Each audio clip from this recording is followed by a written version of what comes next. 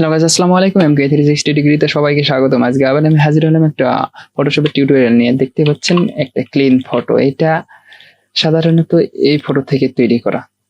So এটা আজকে দেখাবো কিভাবে একটা কালো মানুষকে সুন্দর করা যায়, সেটি নিয়ে আজকের এই ভিডিও। এই 3 লেয়ারের কাজে অতি সহজে একটা ছবিকে সুন্দর করা সম্ভব, সেটি আজকে দেখাবো। আচ্ছা, লেয়ারস গুলো ডিলিট করে নিই। দেখতে পাচ্ছেন এটা সাধারণত নরমাল একটা ফটো। আচ্ছা, প্রথমত কাজ হচ্ছে যে একটা সাবজেক্টটা সিলেক্ট করে নেওয়া। আচ্ছা, সাবজেক্টটা সিলেক্ট করে নেই। সাবজেক্ট সাধারণত কুইক সিলেকশন টুল দ্বারা সিলেক্ট করতেছি। আপনারা যেভাবে হোক সাবজেক্টটা শুধু সিলেক্ট করে নেবেন। আচ্ছা, সাবজেক্ট সিলেকশন, এই যে কন্ট্রোল সি কন্ট্রোল ভি দিয়ে দিলাম, তাহলে একটা ডুপ্লিকেট লেয়ার আসলো।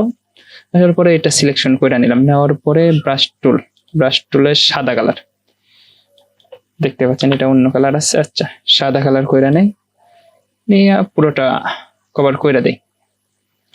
দেওয়ার পরে এই জায়গায় এসে ওভারঅল আবার একটা নতুন লেয়ার,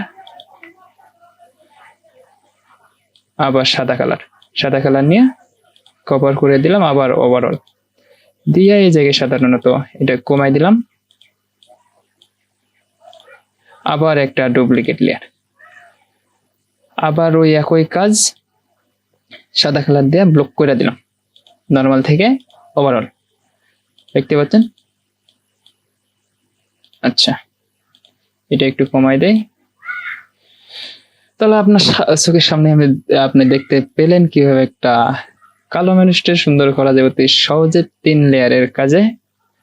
সো ভিডিওটা ভালো লেগে থাকলে একটা লাইক, একটা কমেন্ট, একটা শেয়ার করবেন এবং এরকম আর ভিডিও পেতে চাইলে চ্যানেলটিকে সাবস্ক্রাইব করে রাখবেন। ধন্যবাদ।